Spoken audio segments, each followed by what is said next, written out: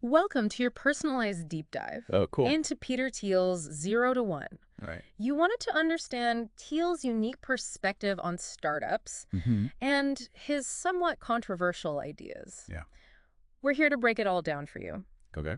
I have to admit, when I first heard about this book, Yeah. one of the things that really grabbed my attention Uh, was this idea that startups are like cults. right. What's that all about? It's a provocative comparison, isn't it? Yeah. But Thiel is really getting at the level of dedication Mm-hmm. and shared belief that's needed to build a successful startup. Right. He's not saying startups should be actual cults, of course. Right, of course not. Yeah. But I guess it makes sense when you think about how intense Yeah. the startup world can be. For sure. We're basically asking people to devote their lives Yeah. to this risky venture, right? Exactly. Yeah. And that brings us to one of Thiel's core concepts, Okay. 0 to 1. Okay. You see, Thiel believes there's a fundamental difference Mhm. between creating something truly new, Okay. like the first iPhone, Right. and simply copying what already exists. Got it. Like, say, another social media app. Yeah. That's basically a clone of something else. So 0 to 1 is about groundbreaking innovation, Yeah. while copying is just copying. Right. But why does Thiel favor one over the other? Um, Isn't globalization all about spreading ideas and products around the world? Thiel acknowledges the importance of globalization, Okay. but he argues that it primarily spreads existing wealth, Okay. 0 to 1. Progress, on the other hand, creates new wealth Got it. by bringing something entirely new into the world. Okay. He believes that technology is the key driver of this type of progress. Okay, I'm starting to see the distinction. Mm-hmm. But here's where it gets really interesting Okay. and maybe a bit controversial. All right. Thiel actually argues that monopolies are good. Okay. I mean, isn't competition supposed to be the holy grail of capitalism? That's the common assumption. Yeah. But Thiel challenges that idea. Okay.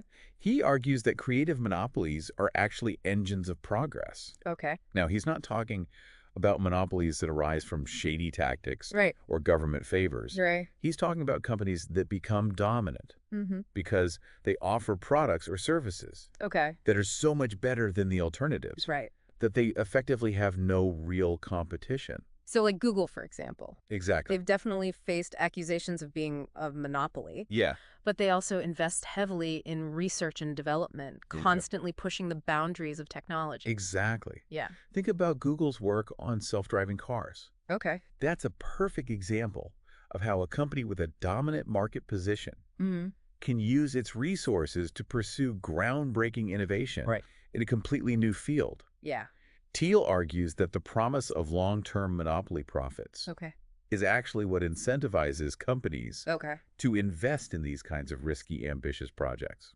Okay, that makes sense. Yep. But wouldn't a monopoly eventually become complacent Sure. and stifle innovation? Right. If you don't have any real competition, Mm-hmm. what's the motivation to keep pushing the boundaries? That's a valid concern. Yeah. And Thiel acknowledges that creative monopolies Mm-hmm. can become complacent if they lose their focus on innovation. Right. He argues that the key is to maintain a culture Yeah. of continuous improvement Okay. and a willingness to challenge oneself, Right. even when you're already at the top. So it's like that saying, it's harder to stay on top than it is to get there. Exactly. You have to constantly be innovating Wow. and pushing yourself to stay ahead of the curve. Exactly. Yeah. Now, another key element of Thiel's philosophy Okay. is his belief in the importance of secrets. Okay. He even says, every great business is built around a secret that's hidden from the outside. Wow. I have to admit, I was a little puzzled by that at first. Yeah, I get it. It seems counterintuitive to keep things secret. Right. When you're trying to build a successful company, Mm-hmm. don't you want to shout your ideas from the rooftops Right. and get everyone excited about what you're doing? There's definitely a balance to strike. Yeah. But Thiel's point is that truly groundbreaking companies Okay. are often built on unique insights or innovations Mm-hmm. that others haven't yet discovered or fully grasped. Okay. He uses the example of Andrew Wiles, Okay. the mathematician who finally proved Fermat's last theorem Oh, yeah. after centuries of mathematicians struggling with it. I vaguely remember hearing about Fermat's last theorem in school. Okay. But could you remind me what it is Sure. and why it's relevant to startups? Fermat's last theorem was a mathematical problem Mm-hmm. that stumped mathematicians for over 350 years. Wow. Wiles succeeded because he was convinced there was a solution Oh, that no one else had found. right. He spent years working on it in secrecy, driven by the belief that he was on the verge of a major breakthrough. So Teal is saying that startups need to have that same belief in a secret, Precisely. a unique solution that they're pursuing, Yeah. even if others don't see it or believe in it. Precisely. And- And this often requires a contrarian mindset, Right. a willingness to go against the grain Mm-hmm. and challenge conventional thinking. Okay. Thiel argues that the best startups are built around secrets that are valuable, Mm-hmm. hard to copy, Okay. and important to a specific market. Okay, so let's say you have this secret, this groundbreaking idea. Right. How do you build a team around it without giving it away? Yeah, It seems like you'd need to be pretty careful about who you bring in. absolutely. Yeah. Thiel emphasizes the importance of building a tight-knit team Okay. of fellow conspirators Okay. who share the vision Mm-hmm. and are committed to working together to bring the secret to life. Right.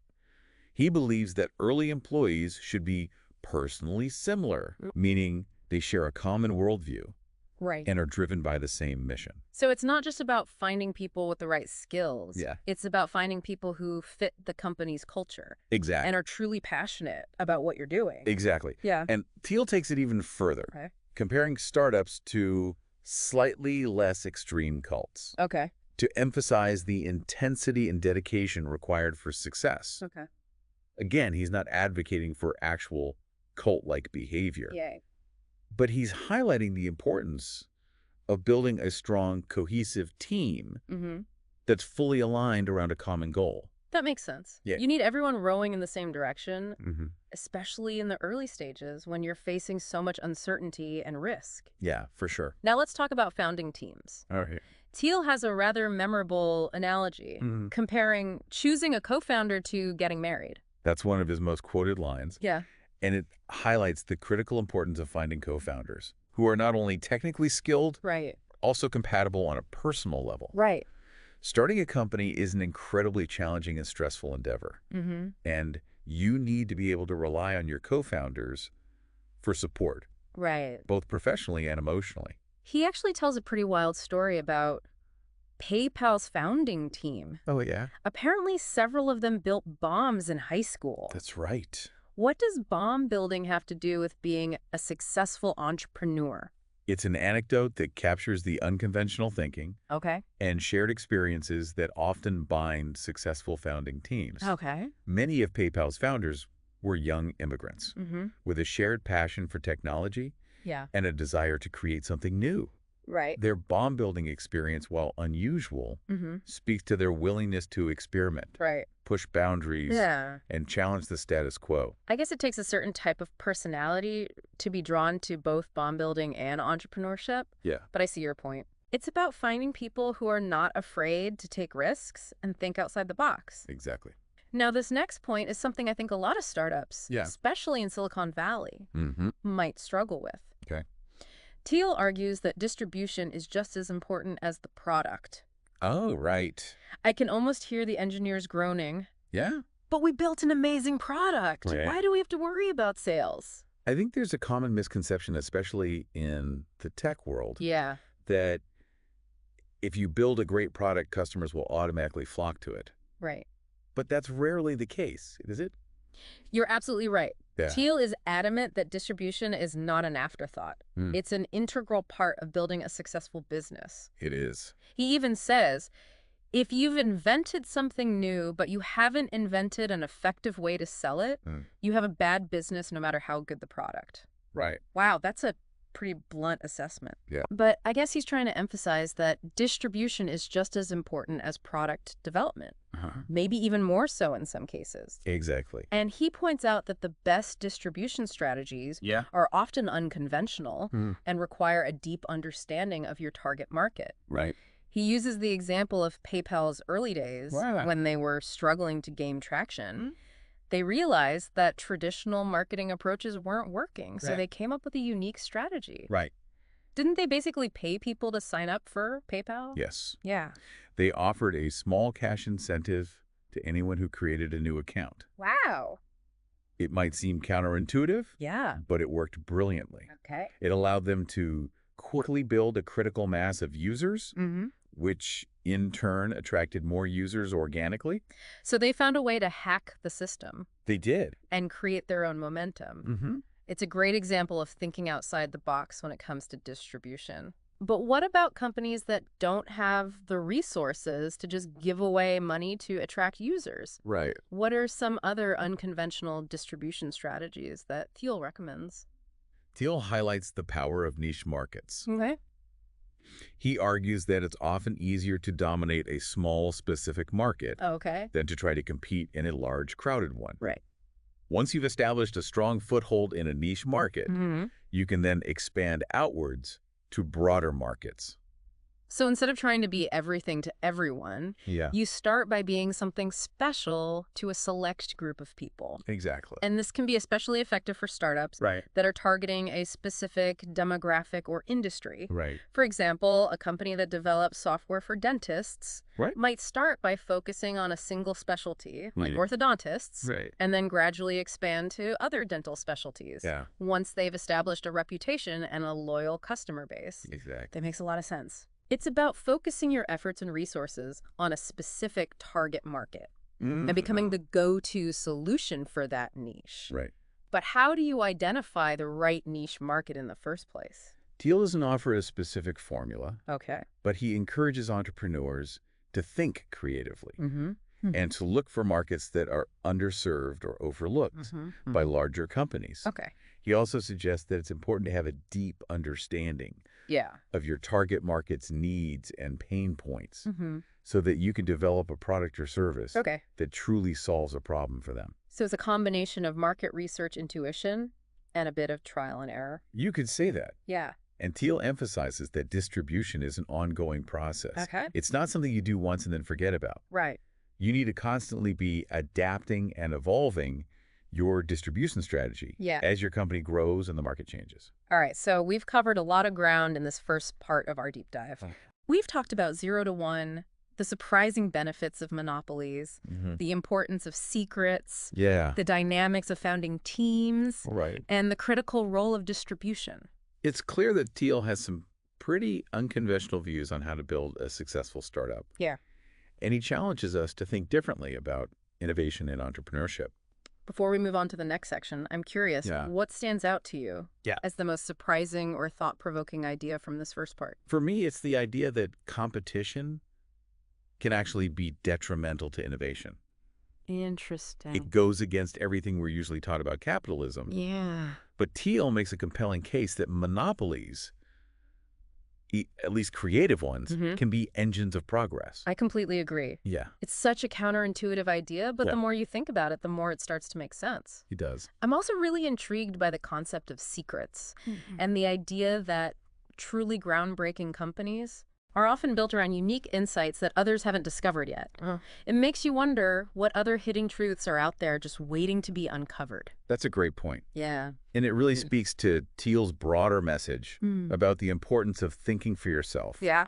and challenging the status quo. Absolutely. Yeah. It's a reminder that the future is not predetermined. Right. It's shaped by those who are willing to question assumptions, explore uncharted territory, and create something truly new. Absolutely. Yeah. And with that, we'll wrap up part 1 of our deep dive into 0 to 1. Okay. In the next part, we'll explore Thiel's framework for analyzing startups. Okay, cool. Delve into the power law dynamics that shape the startup world. All right. And examine his thoughts on the clean tech crash, a cautionary tale for entrepreneurs in any industry. Sounds good. Yeah. Make sure you tune in for part 2 to continue your personalized deep dive. All right. See you then. Welcome back to our deep dive into 0 to 1. In the last part, we explored some of Thiel's most provocative ideas, like the benefits of monopolies and the importance of secrets. Right. Now let's delve into a concept that's central to his thesis, Okay. the power law.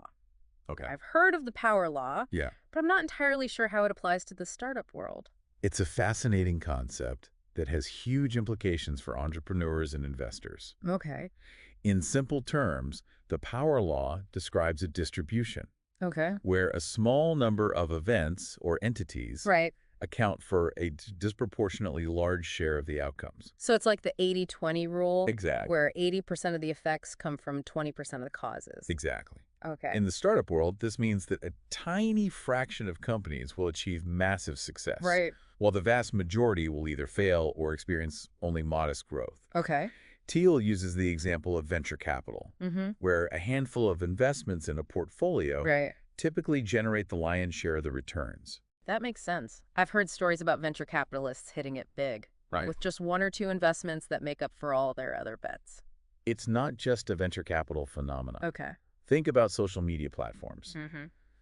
A small percentage of users generate the majority of the content and engagement. Right. Or look the music industry, Okay. where a handful of artists account for the vast majority of album sales and streaming revenue. Okay, so if the power law is so prevalent, Right. what does that mean for entrepreneurs? Would everyone just give up and go work for one of those massive companies? Not necessarily. Okay. While the power law does suggest that building a billion-dollar company is a long shot, Okay. it also highlights the importance of aiming high. Right. If you're going to dedicate your time and energy to building a company, why not go for something truly groundbreaking? So it's like playing the lottery. Yeah. You know, the odds are stacked against you, but someone has to win, right? Exactly. Might as well be you. But it also sounds like understanding the power law can help you make more informed decisions about where to focus your efforts. Absolutely. Oh. People who understand the power law tend to be more selective about their ventures. They're more likely to join a company that's already on a trajectory of exponential growth, Okay. or to focus on building a company in a market with the potential for outsized returns. So it's not just about taking a risk. It's about taking a calculated risk. Exactly. You want to make sure you're betting on a horse that has a real chance of winning the race. Right. Speaking of risky bets, Yeah. Thiel uses the clean tech crash as a case study in how not to build a startup. Right. I remember that period there was so much hype around clean energy. Yeah. What went wrong? The clean tech bubble of the mid-2000s offers some valuable lessons for entrepreneurs in any industry. Okay. One of the key mistakes that many clean tech companies made was failing to appreciate the power law. So they thought that just because the energy market was huge, they were guaranteed to succeed. Exactly. They fell into what Thiel calls the bounty mentality, Okay. assuming that there was so much money sloshing around in the energy sector Yeah. that they couldn't possibly fail. Right. But even in a massive market, Right. you still need to build a company that stands out, Right. that offers something truly unique and valuable. So it's not enough to just ride the wave of a hot trend. Right. You need to have a differentiated product or service that solves a specific problem for a specific market. Precisely. Okay. And this is where many clean tech companies stumbled. Okay. They overestimated the size of their market, Yeah. underestimated the competition, Right. and failed to develop realistic distribution plans. We talked about the importance of distribution earlier. It Yeah. seems like a lot of startups struggle with this aspect of building a business. Right. Why do you think that is?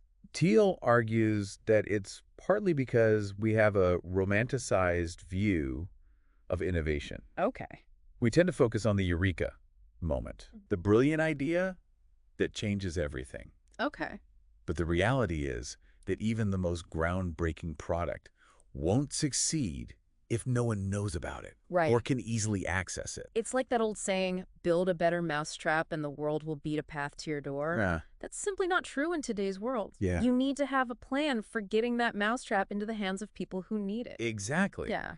And this is where marketing and sales come in. Okay. Thiel challenges the build it and they will come mentality. Mm-hmm.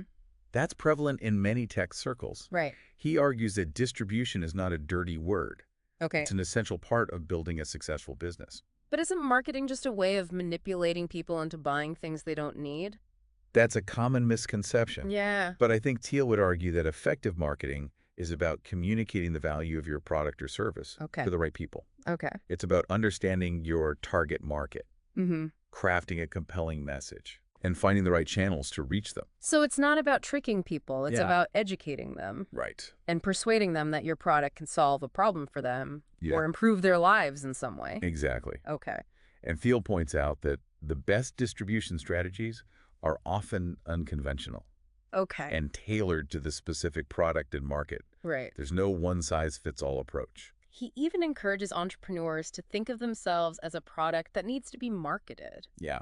Whether you're pitching an idea to investors Yeah. Applying for a job or networking at a conference, you're essentially selling yourself. That's a great point. We all have a product to sell, Yeah. even if it's just our skills, our ideas, or our personalities. Right? And understanding the principles of effective distribution can be incredibly valuable, Yeah. regardless of your field or profession. So we've talked about the power law, Uh-huh. the importance of distribution, Yeah. and the lessons we can learn from the clean tech crash. Yeah. What other insights does Thiel offer on how to build a successful startup? Thiel delves into the intricacies of building and managing a team, Okay. arguing that it's one of the most crucial aspects of building a successful company. Okay. He believes that early employees should be more than just skilled workers. Right. They should be fellow conspirators Okay. who share a common vision and a deep commitment to the company's mission. He uses that memorable analogy of choosing a co-founder being like getting married. Yeah. It's about finding someone you trust, Right. someone who complements your strengths and weaknesses, and someone you can see yourself working side by side with for years to come. Exactly. And he extends that thinking to the entire team, Yeah. emphasizing the importance of finding people who are not only talented, Right. but also culturally aligned. Right. He even suggests that startups should strive to be like slightly less extreme cults, Right. fostering a strong sense of belonging and shared purpose. I have to admit, the cult comparison is a bit jarring, but I think I understand what he's getting at. Yeah. It's about building a company where people are passionate about their work, Uh-huh. believe in the company's mission, Right. and are willing to go the extra mile to achieve something great together. Precisely. Yeah. And Thiel argues that creating this kind of culture starts with the founders. Okay. They need to set the tone, lead by example, and clearly articulate the company's values and goals. It's not just about what you build. Right. It's about who you build it with and the kind of culture you create. Absolutely. Now, shifting gears a bit, let's talk about timing. Right. Thiel uses the example of Tesla to illustrate how timing can be a crucial factor in a startup's success. Yeah. Tesla is an interesting case study. It is. They emerged from the clean tech crash as one of the few success stories. They did. What did they do differently? Thiel argues that Tesla's success was partly due to their understanding of timing. Okay. They launched their electric car company at a time when government support for clean energy was growing, public awareness of climate change was increasing, Right. and battery technology was advancing rapidly. So they were in the right place at the right time, Exactly. but they also had a product that was ahead of its time. Exactly. Right. They recognized a unique opportunity and were able to capitalize on it. Okay. Thiel emphasizes that timing is often overlooked as a factor in startup success, Yeah. but it can be just as important as the product, the team, or the distribution strategy. So how do you know when the timing is right? Right. Is there a secret formula? Unfortunately, there's no crystal ball. Okay. Thiel suggests that the best entrepreneurs have a keen sense of timing, an ability to recognize emerging trends and anticipate shifts in the market. Okay. They're also willing to take calculated risks and move quickly when they see an opportunity. So it's a combination of intuition analysis and a bit of luck. You could say that. Yeah. Thiel argues that timing is often a matter of being in the right place at the right time, Okay. but it also requires the foresight to recognize the opportunity Right. and the courage to seize it. Makes sense. Now, before we wrap up this part of our deep dive, Okay. I'd love to get your take on something that really struck me in this section. Right. Thiel talks about indefinite optimism versus definite optimism. Okay. Can you explain the difference Sure. and why he thinks it's so important? It's a distinction that's central to Thiel's philosophy. Okay. Indefinite optimism is the belief that the future will be better than the present. Okay. But there's no clear plan for how we'll get there. Right. It's a passive hopefulness, Okay. a vague sense that things will work out in the end. So it's like saying the future's bright, Yeah, but not really doing anything to make it bright. exactly. Okay. Definite optimism, on the other hand, Okay. is the belief that the future can be better than the present Okay. if we take concrete actions to make it better. Okay. It's about setting specific goals, Right? developing a plan, Mm-hmm. and working tirelessly to achieve those goals. So it's about being proactive and intentional about shaping the future, Yeah. not just passively hoping for the best. Exactly. Okay? Thiel argues that definite optimism is the driving force behind all great achievements. Okay. It's what motivates entrepreneurs to build groundbreaking companies, Right. scientists to make world-changing discoveries, and artists to create enduring works of art. I love that idea. Yeah. It's empowering to think that we have the power to shape the future, but it also comes with a sense of responsibility. Right. We can't just sit back and wait for things to happen. Yeah. We need to take action and make the future we want to see. I completely agree. Yeah. And that's a great note to wrap up this part of our deep dive. Okay. In the final part, we'll explore Thiel's thoughts on the future of technology Right. and his vision for a better world. We've covered a lot of ground in this section. We have. From the power law to the importance of timing and the difference between indefinite and definite optimism. It's clear that Thiel challenges us to think deeply about the nature of innovation. Yeah. And the forces that shape the future. And he encourages us to be active participants in shaping that future, Right. rather than passive bystanders. Exactly. Make sure you join us for part 3 to complete your personalized deep dive into 0 to 1. Welcome back to the final part of our deep dive into 0 to 1. Right. We've explored Thiel's contrarian views on monopolies, the power of secrets, the crucial role of distribution, and the importance of building a strong team and company culture. Yeah. Now, in this last part, Okay. I'm really interested to hear what Thiel has to say about the future and how we can use technology to build a better world. Well, you've hit on one of Thiel's core beliefs, Okay. that technology is a powerful tool for progress, Right. and that we have a moral obligation to use it to solve the world's most pressing problems. Okay. He challenges us to think bigger and bolder about what's possible, not just focusing on incremental improvements, but aiming for truly transformative breakthroughs. That sounds inspiring, but I have to admit, Yeah. sometimes it feels like technology is creating as many problems as it solves. Sure. We've got climate change, social media addiction, AI bias. Yeah. The list goes on. Right. Is Thiel blind to the downsides of technology? Not at all. Okay. He acknowledges that technology is a double-edged sword. It can be used for good or for ill. Right. But he firmly believes that the potential benefits far outweigh the risks. Okay. And he argues that the best way to mitigate those risks is not to shy away from technology, but to use it wisely and ethically. So it's not about rejecting technology. It's about shaping it to serve humanity's best interests. Exactly. But where do we even begin? The world's problems seem so massive and complex. Thiel argues that we should focus on solving hard problems Okay. that have been neglected or deemed impossible by others. Okay. He believes that too many people are chasing easy wins or following the crowd, rather than tackling the truly challenging issues Right. that could have the biggest impact. I'm starting to see a theme here. Yeah. It seems like Thiel's entire philosophy is about challenging the status quo, Right. thinking differently, and pursuing ambitious goals that others might dismiss as impossible. You're absolutely right. Yeah. And this ties into his concept of definite optimism, Right. which you talked about in the last part. Yeah. It's the belief that the future can be better than the present Right. if we take concrete actions to make it better. So instead of just passively hoping for the best, Yeah. we need to actively work towards a better future. Exactly. Okay.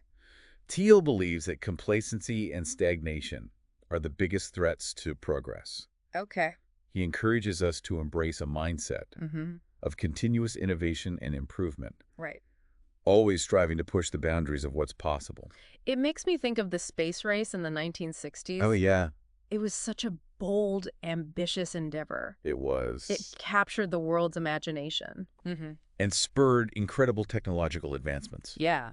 Do you think we need that kind of grand vision to inspire innovation today? I think Thiel would agree. Okay.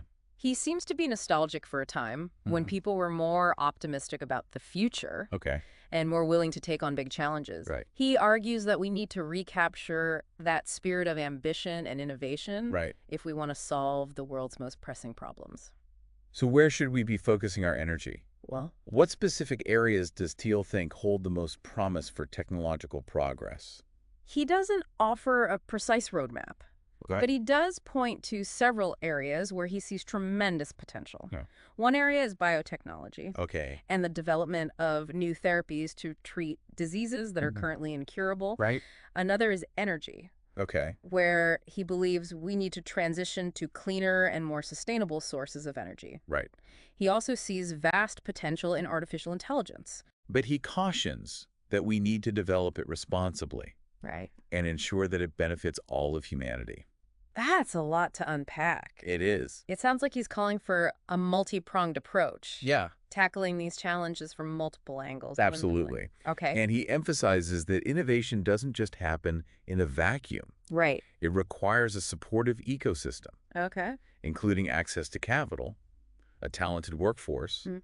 and a regulatory environment that encourages risk-taking and experimentation.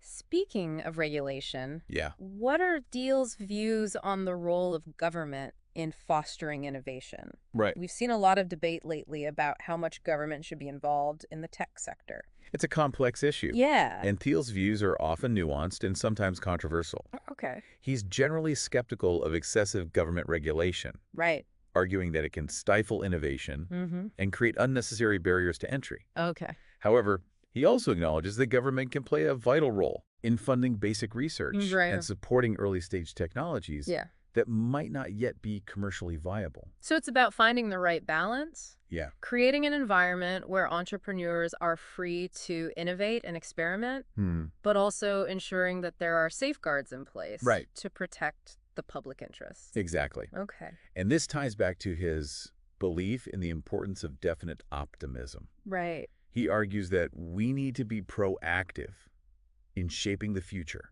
Yeah. working collaboratively to create a world Hmm. where technology serves humanity's best interests. So it's not just about building cool gadgets or making a quick buck. Right. It's about using our ingenuity and creativity Yeah. to make a real difference in the world. Precisely. You know, one of the things that really struck me in this book is Thiel's emphasis on the power of individuals to make a difference. He seems to believe that anyone can change the world Yeah. if they have a bold enough vision and the determination to see it through. Yeah. One of my favorite quotes from 0 to 1 Okay. is, "The best projects are likely to be overlooked, Okay. even by the smartest people, because they don't fit into the existing categories." Right. It's a reminder that innovation often comes from unexpected places, Yeah. and that we should never underestimate the power of a single individual with a good idea.